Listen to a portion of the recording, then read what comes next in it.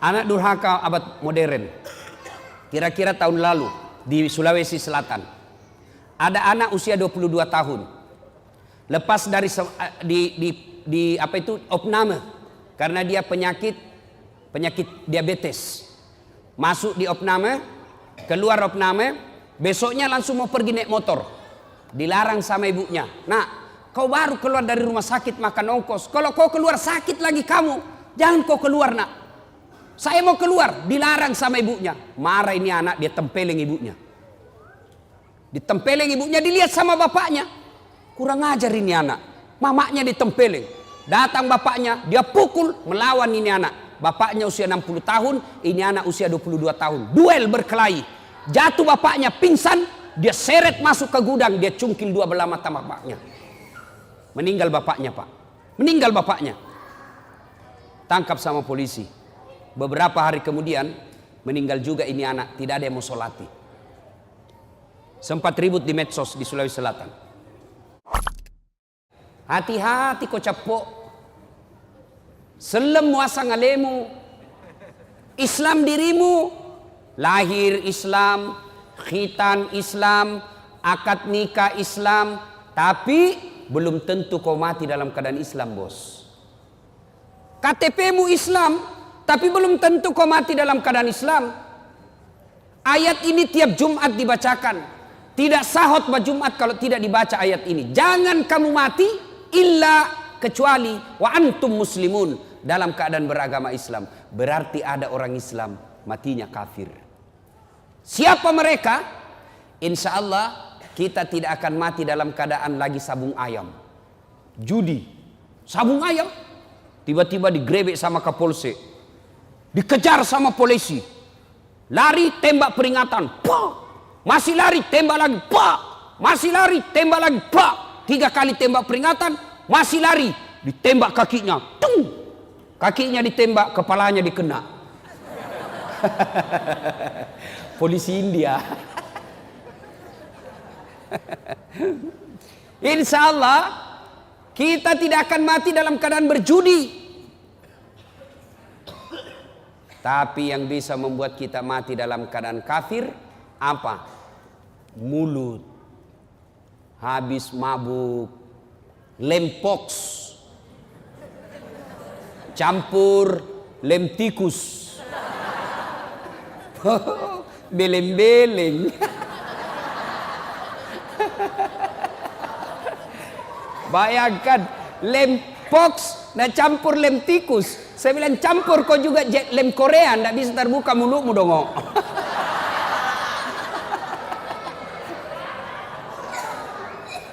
Ngelem. Mabuk. Oh, pas mabuk, Pak, dia ambil motornya. Bayangkan, Pak, orang mabuk setengah naik motor, tiang listrik dikira aspal. Pak, mati kafir kok cilaka.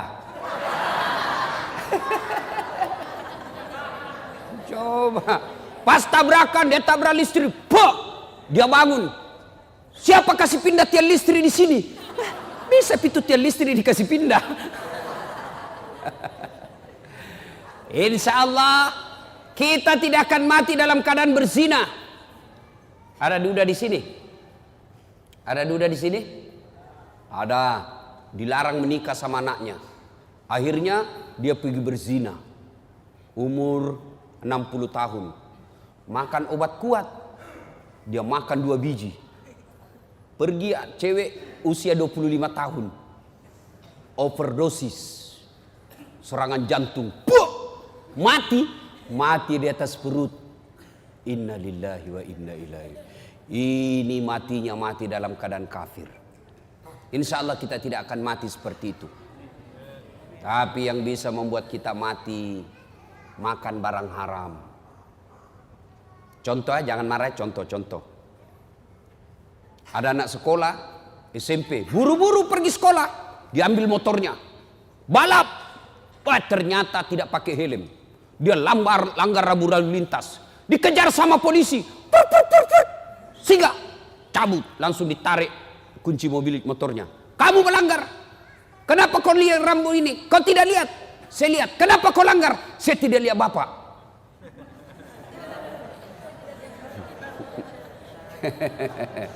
Tell me lagi ini adik-adik. Aduh, telat mikir. Nah ini 250.000 di sidang. Banda ada uangku pak, atur damai. Nah 50.000. Mana ada uang saya 50.000 pak? Saya cuma punya uang 30.000. Ah sudah tidak ada uangnya, melanggar lagi. Jadi bagaimana? Nah sudah. Mari 20.000, kau ambillah 10.000 beli bensin. Diambillah 20.000, dia pergi warung Coto Makassar. Dia makan 2 mangkok Coto 28 ketupat. Kenapa? Ketupatnya gratis. Kekenyangan, keluar, tabrak geng motor, pak, mati kafir. Kenapa? Ada barang sogok dalam perutnya. Auzubillah min dzalik. Nah, itulah sebabnya tiap Jumat kita diikatkan wala tamutunna illa. Sadaqallahul azim. Maha benar Allah dengan segala firman-Nya. Ibu bapak, saudara-saudara sekalian, teristimewa yang kita muliakan, guru kita, ustadz kita, guru Hafiz, saya belum sempat kenalan namanya, Al-Mukarram Sayyid Muhammad, yang sama-sama kita muliakan dan mudah-mudahan dirahmati oleh Allah Subhanahu wa taala.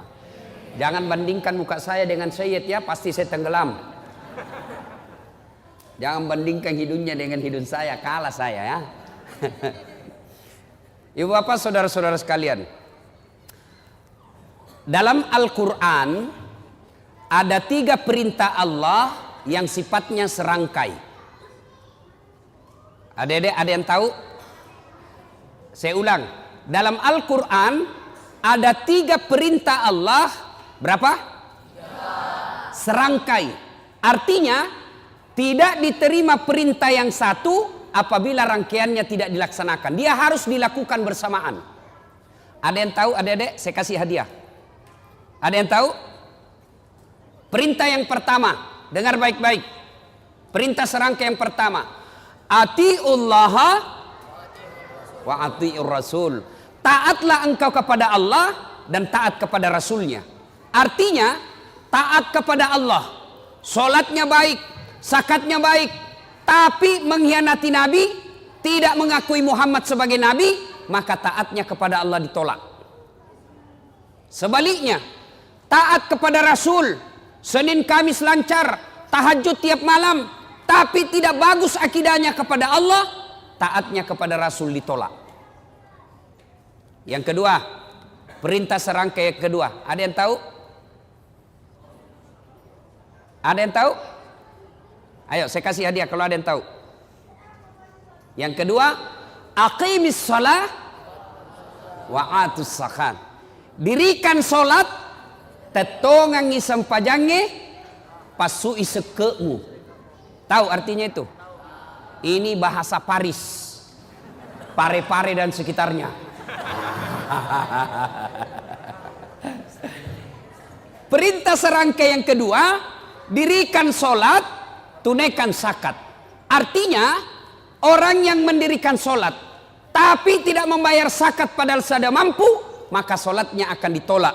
Sebaliknya, orang yang bayar zakat, zakat harta dia tunaikan, zakat fitrah dia bayar, tapi tidak solat, zakatnya akan sia-sia. Perintah serangkai yang ketiga, ada yang tahu? Ada yang tahu? Ada? Yang ketiga, anis kurli wali-wali daika. Bersyukurlah engkau kepada Allah, tapi jangan lupa bersyukur kepada kedua orang tuamu. Jadi perintah serangkai ada berapa, Dek? 3. Ada yang tahu? Ulang? Ada yang bisa ulang? Ada yang tahu? Coba angkat tangan yang bisa. Ayo, ayo. Ah, ini. Ayo ke sini. Sini. Ayo. Ya. Coba. Ya. Ayo, siapa namanya, Dek? Siapa? Sebelum menjawab pertanyaan tadi, Pertanyaan passwordnya. Siapa namanya neneknya Ustadz Dasad?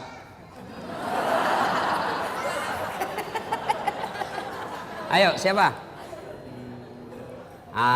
Lain kali kau jawab saja, sembarang saja kau sebut, belum tentu ini semua tahu. Oke. Jawaban yang tadi apa itu? 1. Artinya taat kepada Allah dan taat kepada Rasul. Yang kedua, Aqimis sholat wa atuz zakat. artinya Menunaikan sholat dan menunaikan zakat. ketiga, Aniskurli. Anishkurli wal walidaik. Artinya Bersyukur kepada Allah dan juga bersyukur kepada kedua orang tua. sudah betul? Betul? Dapat hadiah.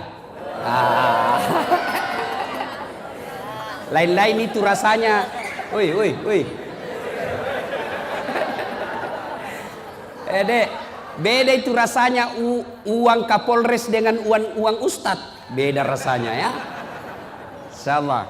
Nah, berkaitan dengan 3 perintah ini, ayo. Berkaitan dengan 3 perintah ini, maka saya akan membahas yang ketiga. Aniskurli wali. Bersyukur kepada Allah dan bersyukur pula kepada kedua orang tuamu. Artinya, ada anak remaja hitam jidatnya gara-gara sholat, hafal Quran, Senin Kamis dia puasa, tiap malam dia tahajud, malam Jumat dia itikaf di masjid, kemudian membersihkan masjid, ikut ngajar ngaji di masjid, tapi durhaka kepada kedua orang tuanya. Bapaknya dia hianati, ibunya dia keluarkan air matanya. Kata Nabi, demi Allah, jangankan masuk sorga, baunya sorga diharamkan bagimu. Nah, adik-adik sekalian, saya ingin menyampaikan beberapa kisah anak durhaka. 1, zamannya Isa alaihi salam. Ada yang tahu Nabi Isa nabi keberapa?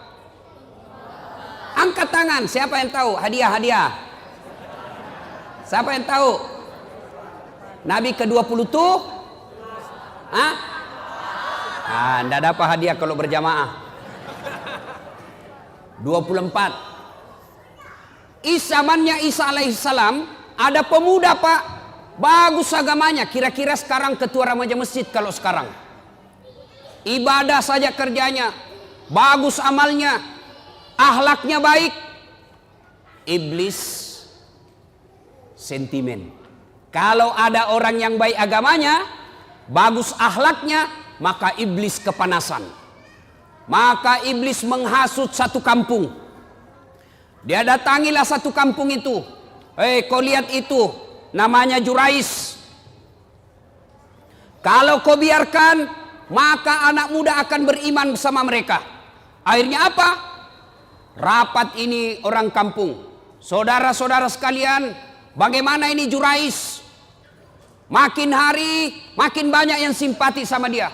Bagaimana caranya dihabisi ini? Ada yang usul, bagaimana kalau kita sogok dia duit? Tidak mempan, dia bukan mata duitan. Bagaimana kalau kita sogok dia jabatan? Tidak mempan, dia tidak gila jabatan.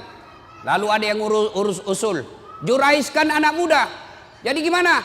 Kirim cewek paling kece, kirim cewek paling seksi, bayar dia, suruh goda Jurais. Akhirnya apa? Jurais, apa dosanya Jurais sehingga dihukum Allah?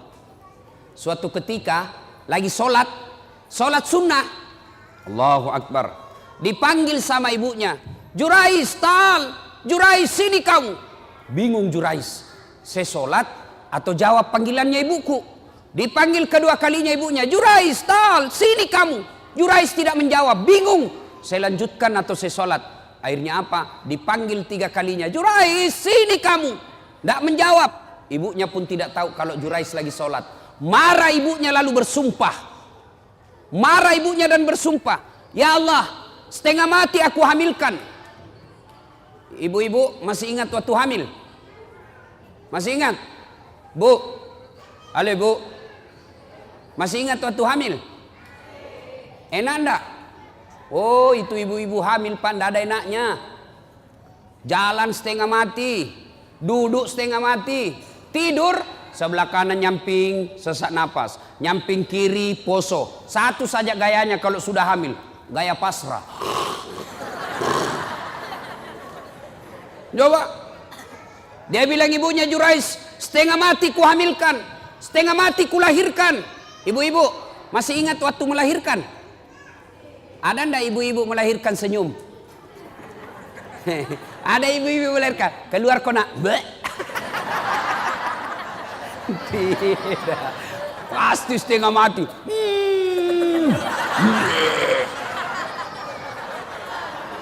Iya toh. Paling kalau bapak-bapak menderitanya, kapan bapak-bapak menderita? Ngidam.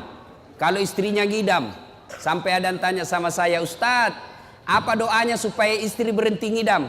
Saya bilang, apa ngidamnya istrinya Pak? Dia bilang, nanti dia bisa tidur kalau dia lihat saya duduk di atas lemari. Wah. Jadi, kalau istrinya mau tidur jam 10, setengah 10 sudah naik suaminya di atas lemari. Saya bilang, berhenti kau nak kasih bodoh-bodoh kau itu.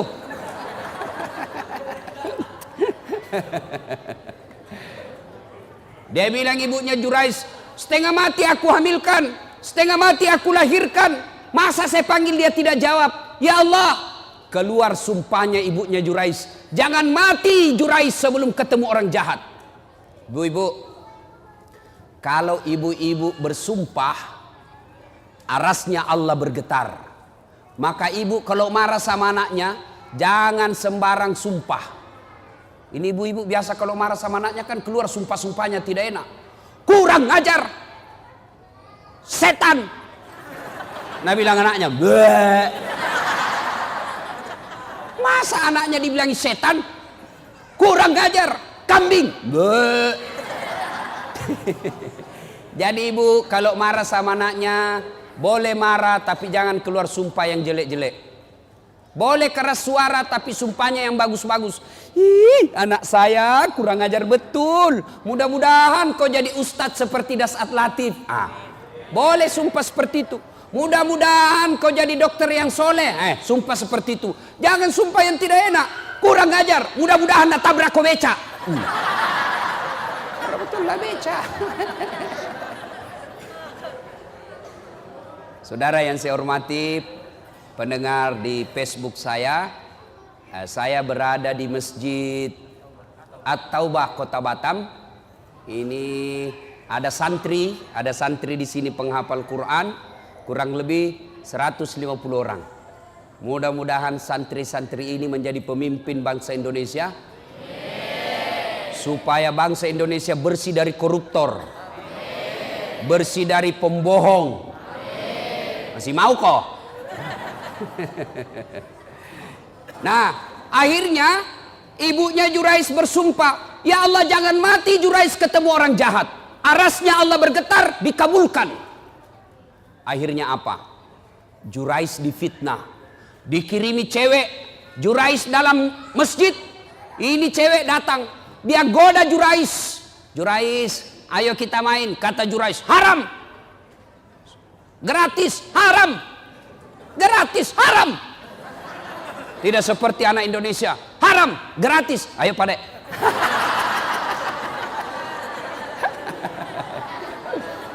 Ini cewek sudah dibayar, mondar mandir di depannya Jurais. Jurais mantap, astagfirullah. Dia tutup matanya, astagfirullah, astagfirullah, astagfirullah.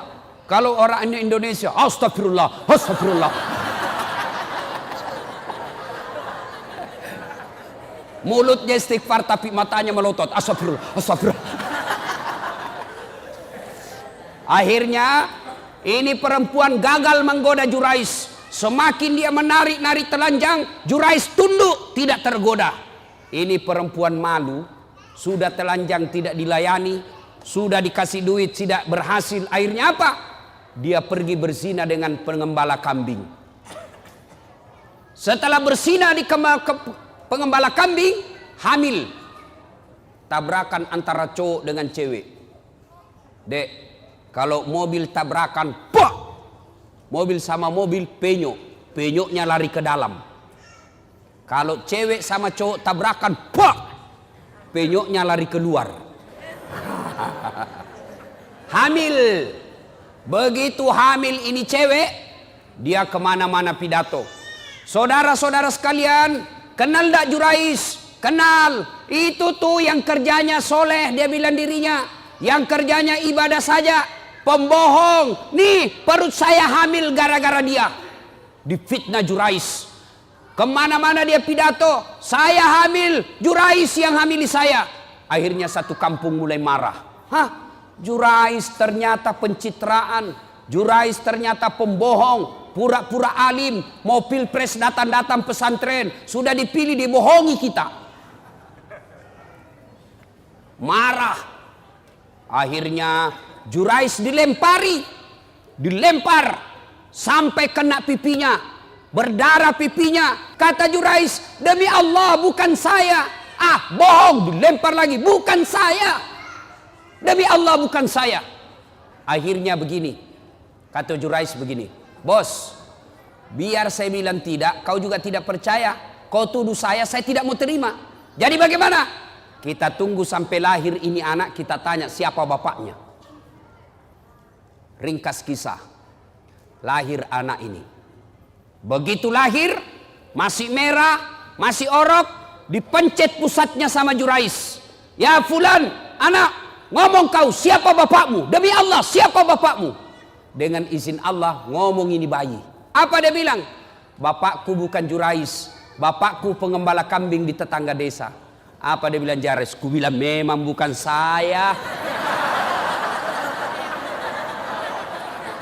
Akhirnya Jurais bebas dari tuduhan itu.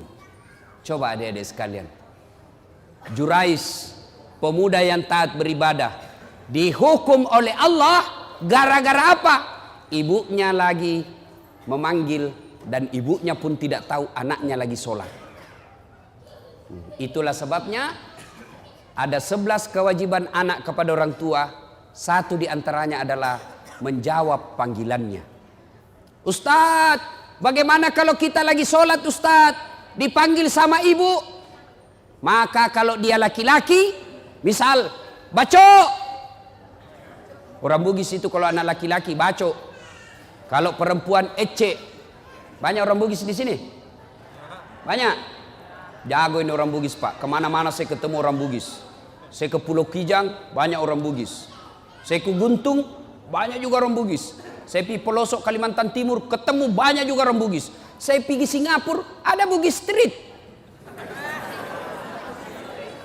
Saya pergi Sabah Sarawak, banyak juga orang Bugis. Begitu saya masuk penjara, banyak juga orang Bugis.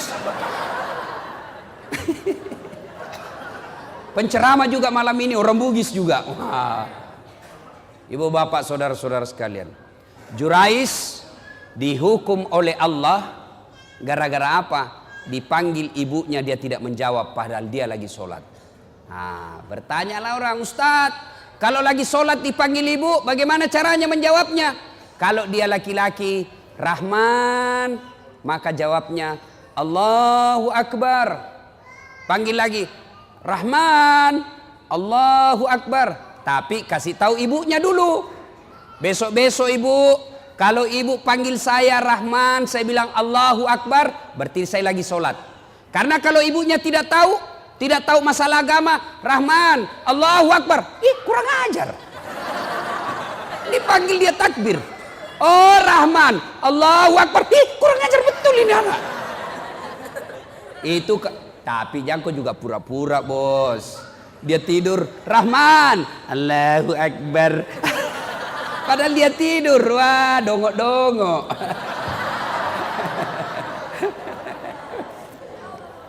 Nah adik-adik sekalian, kalau durhaka sama orang tua, biar hafal Quran, tidak ada bu utamanya.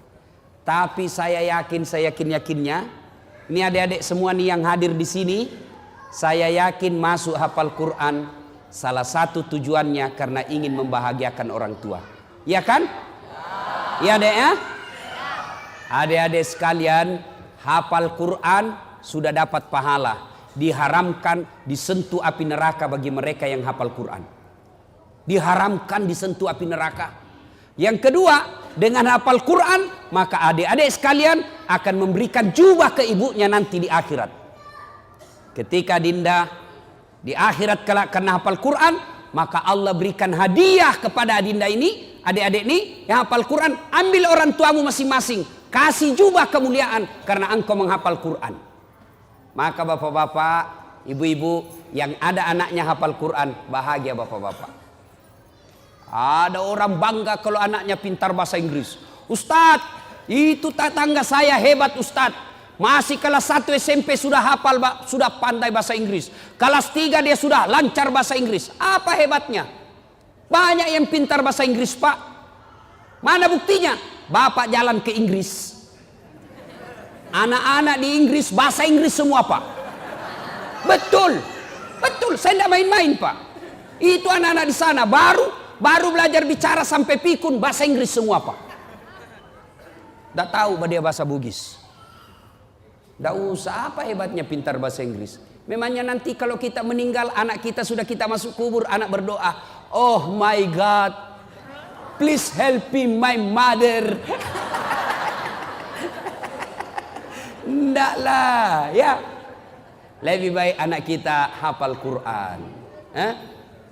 Sekarang itu anak durhaka zaman dulu. Sekarang bagaimana model anak durhaka? Jam berapa Isya Ustaz? Berapa menit lagi? 2 menit lagi. Oh, sudah habis berarti. Anak durhaka abad modern. Kira-kira tahun lalu di Sulawesi Selatan. Ada anak usia 22 tahun. Lepas dari opname. Karena dia penyakit diabetes.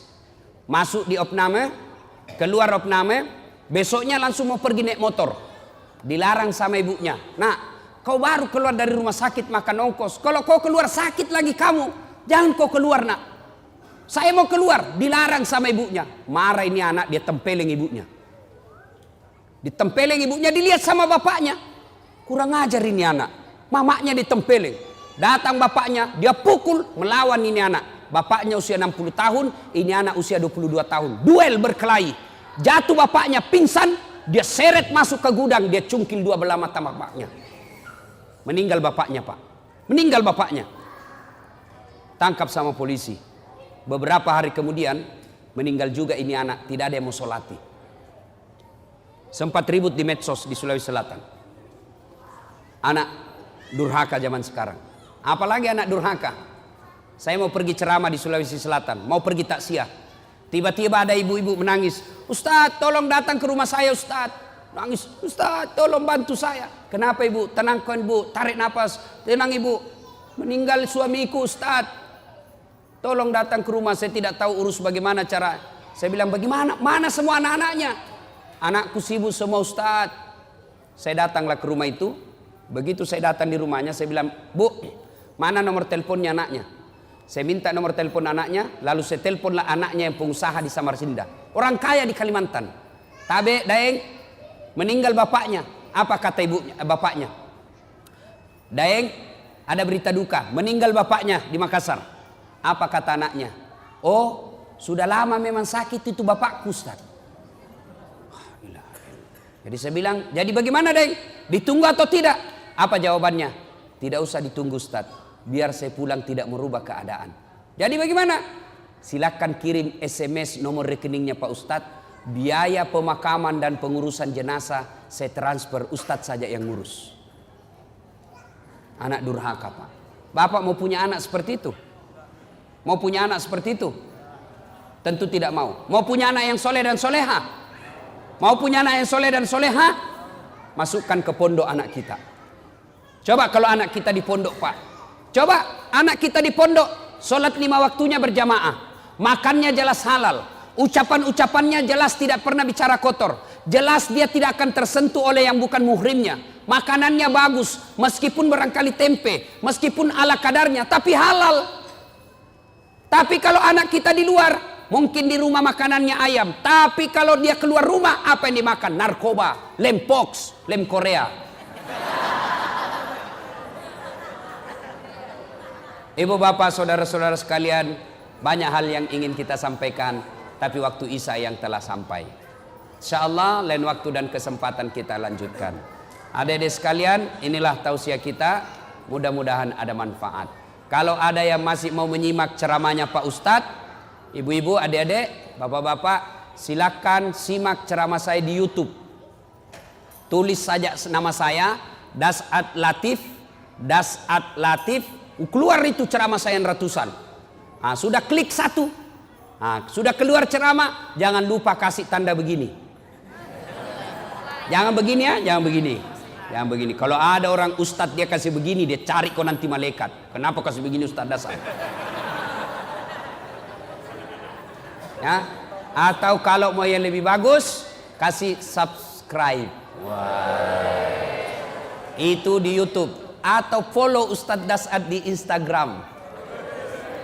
Nama Instagramnya Das'ad Latif 1212. Das'ad Latif 1212. Like and share. Demikian, mudah-mudahan ada manfaat. Insya Allah lain waktu dan kesempatan kita akan lanjutkan. Terima kasih jamaah dan pemirsa saya di Facebook. Mudah-mudahan kehadiran Anda di tempat ini, melihat ceramah saya, manfaat dan insya Allah mampu diamalkan dalam kehidupan sehari-hari. Demikian, lebih dan kurangnya mohon dimaafkan. Nun wal kalam misturun billahi fisabilil haq. Assalamualaikum warahmatullahi wabarakatuh.